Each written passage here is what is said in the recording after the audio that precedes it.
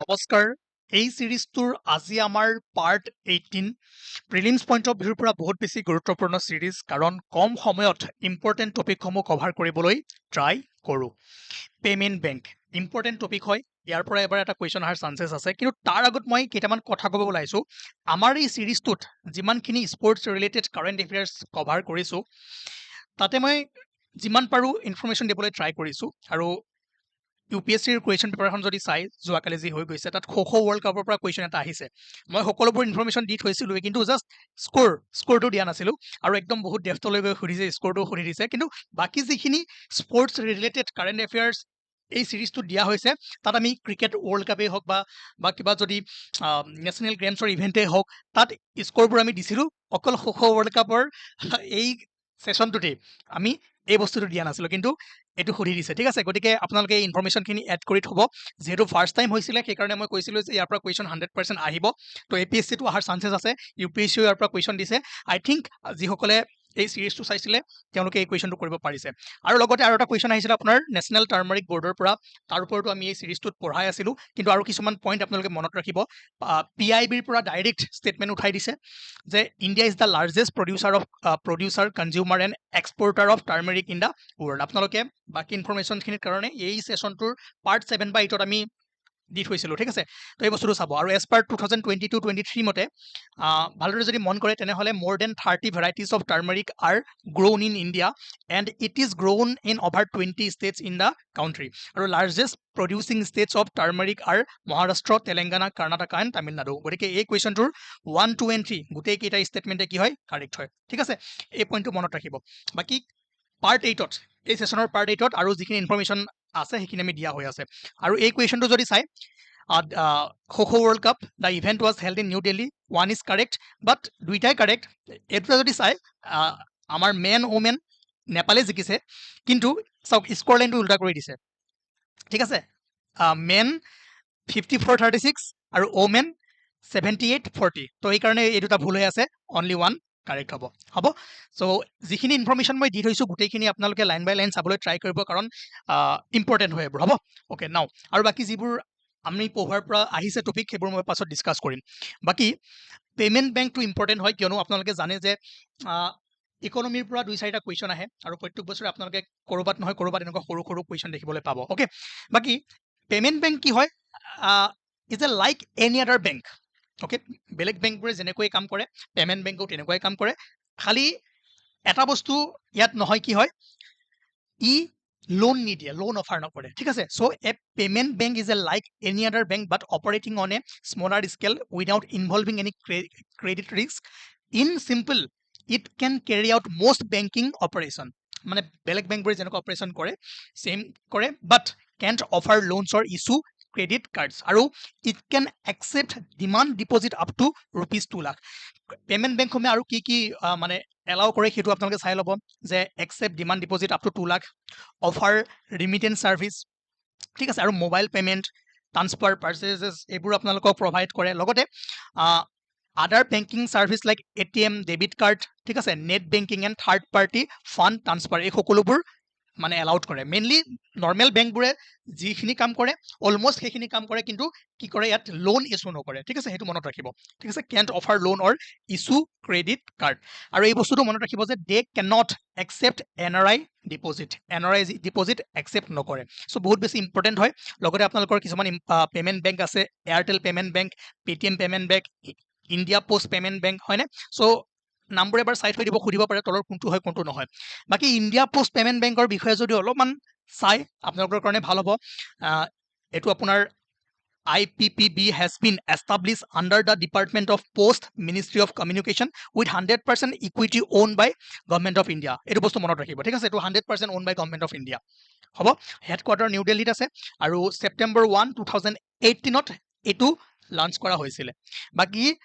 আপোনালোকে ডক্টৰ নাচিকেট মোৰ কমিটি এইখন ভালকৈ মনত ৰাখিব যে এই কমিটিখনেই পে'মেণ্ট বেংক ছাজেষ্ট কৰিছিলে ঠিক আছে বহুত কেইটা পইণ্ট আছে ইয়াতে দেখাত ইজি যেন লাগিব কিন্তু কুৱেশ্যন বহুত কেইটা কুৱেশ্যন বনিব পাৰে হ'ব নাম্বাৰ 1 পইণ্টত মনত ৰাখিব যে it can accept demand deposit up to 2 lakh rupees can't offer loans or issue credit card হ'ব আৰু কি প্ৰভাইড কৰে যে ইহঁতে NRI can't accept the NRI deposit হ'ব ঠিক আছে আৰু IPPBৰ বিষয়ে অলপ চাই থ'ব আৰু সেইকাৰণে এই বস্তুখিনিৰ পৰা আপোনালোকে কি বুজিলে সেইকাৰণে মই এটা সৰু কুৱেশ্যন দিছোঁ এই কুৱেশ্যনটো যদি কৰিব পাৰে তেনেহ'লে টপিকটো ক্লিয়াৰ হ'ব আৰু ইয়াৰ ওপৰত মই 2-4টা কুৱেশ্যন বনাই প্ৰেক্টিছ কুৱেশ্যন আপোনালোক দিবলৈ ট্ৰাই কৰিম কিন্তু এইটো আপোনালোকে প্ৰেক্টিছ কৰক হ'ব স্পেচ ডকিং এক্সপেৰিমেণ্ট মিছন চমুকৈ স্পেডাক্স মিছন 30 ডিচেম্বৰ 2024ত সতীশ ধাৱন স্পেচ চেণ্টাৰৰ পৰা এই মিছনটো লঞ্চ কৰা হৈছিলে আৰু এই মিছনত দুটা স্পেচ ক্ৰাফ্ট আছিলে ইটছ 220 kg ঠিক আছে SDX-01 চেজাৰ আৰু SDX-02 টাৰ্গেট প্ৰাইমেৰী অবজেক্টিভ কি আছিলে এই মিছনটোৰ চাওক প্ৰাইমেৰী আৰু সেকেন্ডাৰী অবজেক্টিভ প্ৰাইমেৰী অবজেক্টিভ আছিলে যে স্পেচত এই যেটো এপ্ৰোচ ভেলোচিটিটো একুৱাৰ কৰা লগতে ডকিং আনডকিং এই টেকনলজিটো এই এক্সপেৰিমেন্টটো কৰা ঠিক আছে আৰু প্ৰত্যেকটো গোটেই কেইটা প্ৰাইমেৰী অবজেক্টিভ অলৰেডি ইছৰোৱে সাকসেসফুলি কমপ্লিটেড কৰিছে আপোনালোকে জানে যে 16 জানুৱাৰী 2025ত প্ৰথমবাৰৰ কাৰণে ডকিং এক্সপেৰিমেন্ট সাকসেসফুলি কমপ্লিটেড হৈছে আৰু 13 মাৰ্চ 2025ত ফাৰ্স্ট এটেম্পটে আনডকটো হৈছে ঠিক আছে আৰু এপ্ৰিল 20, 2025ত সেকেন্ড বাৰৰ কাৰণে আকৌ স্যাটেলাইট দুটা ডক কৰা হৈছে গতিকে এই ডেট কেইটা আবাৰ মনত ৰাখিব কাৰণ আপোনালোকে যদি PYQ চাই টেকনিক্যাল বস্তুখিনিৰ লগতে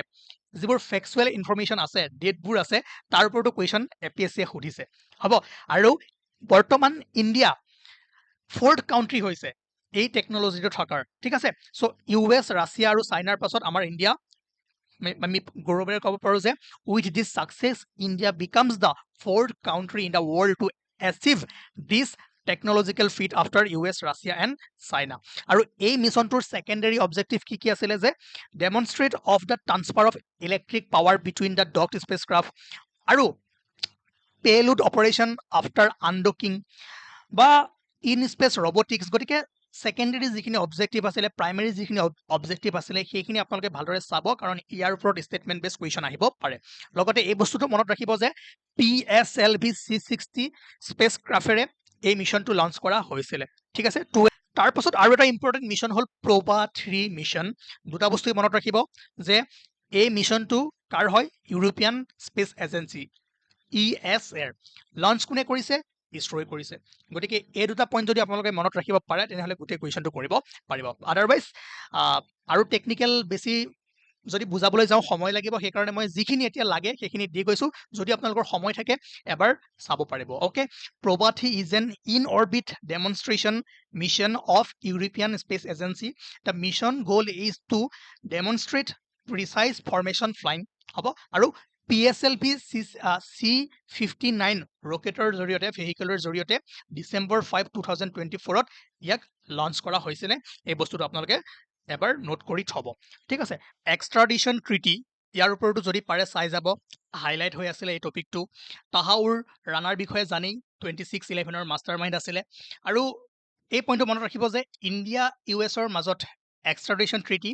1997ত সাইন কৰা হৈছিল বাকিখিনি আপোনালোকে জানে অলৰেডি বহু পঢ়ি থৈ দিছে সেই কাৰণে ৰিভিজন সিৰিজ বেছি সময় আমি ওয়েষ্ট নকৰো দেখুৱাই গৈ আছো এই টপিকবোৰ আপোনালোকে চাব লাগিব বাকি মৈদামৰ বিষয়ে আপোনালোকে ভালদৰে পঢ়ি থৈ দিছে কিন্তু কিছুমান পইণ্ট আপোনালোকে চাব যে the exterior of the maidam is hemispherical এই ইয়াতে খেলিমেলি লগাই দিব ঠিক আছে আৰু চাওক কোনবোৰ পইণ্টত খেলিমেলি লগাব পাৰে যে এ মৈদাম কনসিষ্ট অফ 3 মেজৰ ফিচাৰ্স এ ভল চেম্বাৰ এ হেমিস্ফেৰিকেল আৰ্ডান মাউণ্ট আৰু এ অক্টাগনেল বাউণ্ডাৰী ওয়াল ঠিক আছে তো অক্টাগনেল হেমিস্ফেৰিকেল কোনটো কি শেপৰ হয় ইয়াত অকমান মন দিব আদাৰৱাইজ কি হ'ব ইয়াতে সৰু সৰু মিস্টেক কৰাবলৈ ট্ৰাই কৰিব ঠিক আছে তো আপাৰ আসামৰ অলমোস্ট প্ৰত্যেকখন ডিস্ট্ৰিক্টতে মৈদাম পোৱা যায় তাৰে চৰাইদেউ কিয় বিখ্যাত চৰাইদেউত প্ৰথম the first king of Ahom Chaolung Sukaphaa was buried at Charaideo after his death ঠিক আছে নেক্সট টপিক যদি আমি যাওঁ তাৰ আগতে কওঁ আপোনালোকে এই PDF খিনি সোনকালে ল'ব পাৰিব 149 rupees লাষ্ট ডে হয় নহলে দাম বাঢ়ি যাব তো পঢ়িলে বুজি পাব ভালদৰে বনোৱা হৈ আছে সকলোখিনি যিসকল গ্ৰুপত আছে অলৰেডি মই মাৰ্জ কৰি দি দিম আপ টু 20 সেশন ওকে কিয়নো এতিয়া সময় যেহেতু নাই ৰেকৰ্ড কৰি থকা সেই কাৰণে মই টপিকবোৰ আপোনালোকক দি দিম আপোনালোকে পঢ়িলে ভালদৰে বুজিব পাৰিব তাৰ পাছত artificial intelligence AI action summit 2025 France পেৰিছত হৈছে 10 to 11 February 2025 এইটো বস্তু মনত ৰাখিব লগতে the summit was co-chaired by French president Emmanuel Macron and Indian prime minister Narendra Modi আৰু এইখন থাৰ্ড ছামিট হয় ইয়াৰ আগত 2023 ইউকেত হৈছিলে আৰু 2024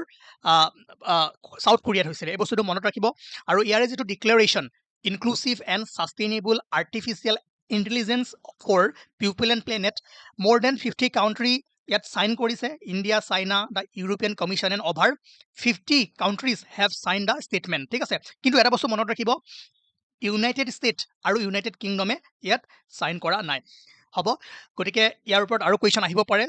আপোনালোকে যদি ভালদৰে মন কৰে তেনেহ'লে UPSC এই কুৱেশ্যনটো আহিছে ছেকেণ্ড ষ্টেটমেণ্টটো চাওক along with the countries US and UK also' sign the declaration on inclusive and sustainable AI এইটো দেখিছে তো নাই কৰা ঠিক আছে চ' সেইকাৰণে অলৰেডি ইয়াৰ ওপৰত কুৱেশ্যন UPSCয়ে সুধিছে APSCটো সোধাৰ চান্সেছ বহুত আছে যিহেতু 2025ত এইটো হাইলাইট হৈ আছিলে গতিকে চাব এই পইণ্টখিনি এবাৰ চাবলৈ ট্ৰাই কৰিব 6th BIMSTEC Summit. The 6th BIMSTEC Summit hosted by Thailand. আৰু ইয়াৰ থিমটো BIMSTEC Prosperous, Resilient and Open. বাকি BIMSTECৰ বিষয়ে আপোনালোকে হয়তো পাইছে The Bay of Bengal Initiative for Multi-Sectoral Technical and Economic Cooperation. আৰু এই organization came into existence on 6 June 1997 through the Bangkok Declaration. ইয়াৰে headquarter ক'ত আছে ঢাকা বাংলাদেশ লগতে founding member Bangladesh India Sri Lanka Thailand আছিলে আৰু বৰ্তমান যদি চাই 7খন মেম্বাৰ কাউণ্ট্ৰি আছে ইণ্ডিয়া শ্ৰীলংকা বাংলাদেশ নেপাল ভূটান ম্যানমাৰ আৰু থাইলেণ্ড তো এই বস্তুখিনি আপোনালোকে এবাৰ চাই থৈ দিব আৰু 4 এপ্ৰিল 2025ত থাইলেণ্ডত 6th BIMSTEC Summit অনুষ্ঠিত হৈছিলে আৰু ইয়াৰ লগতে যিখিনি ডিচিশ্যন লোৱা হৈছিলে যিকেইটা পইণ্টছ আছে এবাৰ আপোনালোকে চকু ফুৰাই যাব নিশ্চয় আপোনালোকে পঢ়ি থৈ দিছে যেটো ৰিভিজন সিৰিজ মই মনত পেলাই দিছো আপোনালোকে যিমান পাৰে পঢ়িবলৈ ট্ৰাই কৰিব ঠিক আছে যেনেকৈ ধৰক ভিজন 2030 ডকুমেণ্ট বেংকক ভিজন 2030 তাতে আপোনাৰ BIMSTEC চেণ্টাৰ অফ এক্সেলেন্স ইয়াৰ বিষয়েও ডিচিশ্যন হৈছিলে লগতে আটাইতকৈ ইম্পৰ্টেণ্ট বুদ্ধি প্ৰগ্ৰাম ঠিক আছে এইটো চাই যাব যে India introduce the BODHI programme BIMSTEC for organize development of human research infrastructure কিহৰ কাৰণে for skill development providing training scholarship and capacity building for various professional across BIMSTEC nation লগতে যি 21 point action plan India propose কৰিছিলে তাৰে কিছুমান major point আপোনালোকে চাই যাব 2027ত 2027ত আপোনাৰ BIMSTEC গেম অনুষ্ঠিত কৰা হ'ব ফাৰ্ষ্ট BIMSTEC গেমছ তেনেকৈ আপোনাৰ BIMSTEC এথলেটিক্স মিটছ 2025ত কৰা হ'ব তেনেকৈ BIMSTEC traditional music festival people to people linkage গতিকে এই পইণ্টছখিনি এবাৰ চাই যাব ইয়াৰ পৰা বহুত ধৰণৰ কুৱেশ্যন দিব পাৰে বাকি এইটো কুৱেশ্যন আহিছিলে UPSC প্ৰিলিমছত আপোনালোকে নিশ্চয় আৰামছে কৰিব পাৰিব ঠিক আছে এটো ট্ৰাই কৰক এণ্ড আজিৰ ক্লাছটো ইমানেই আছিলে লগতে আপোনালোকে এটা কাম কৰিব G20 যেটো আপোনাৰ 19 G20 আপোনাৰ সামিট ব্ৰাজিলত হৈ গৈছিলে গতিকে G20ৰ বিষয়েও এটা লিখা আছে বঢ়িয়াকৈ এবাৰ পঢ়ি লওক চাই লওক কুৱেশ্যন দিব পাৰে আৰু আটাইতকৈ বেছি ইম্পৰ্টেণ্ট যিবোৰ প্লেচ নিউজত আছে সেইখিনি লৈ মই কালিলৈ এটা ইম্পৰ্টেণ্ট ক্লাছ আনিম এটা এক্সট্ৰা ক্লাছ মই লৈ আহিম প্লেচেছ ইন নিউজ গতিকে আজি ইমানেই আছিলে আপোনালোকে যদি PDF খিনি ল'ব বিচাৰে তেনেহ'লে ইয়াত কণ্টেক্ট কৰক ইয়াতে যি লিখা আছে সকলোবোৰ পাব এণ্ড এক্সট্ৰা টপিকো যিবোৰ ৰেকৰ্ড কৰিবলৈ সময় নহ'ব সেইবোৰ মই কম্পাইল কৰি আপোনালোকক দিবলৈ চেষ্টা কৰিম থেংক ইউ